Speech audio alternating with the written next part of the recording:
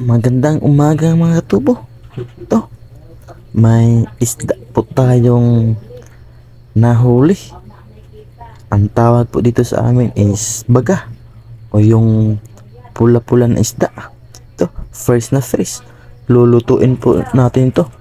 Yung pang adobo. Adobo isda po yung trip natin ngayon mga katubo.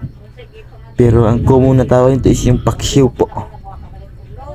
Lagyan natin ng kunting sabaw mga katubo para mahigop natin yung sabaw. Ito mga katubo, ito po yung kanyang resulta pag naluto na po mga katubo. Mauubos naman ang bahaw nito mga katubo. Yun o, may kasama pang isdang may balbas at yung baga. Sarap na naman ng ulam natin ngayon mga katubo.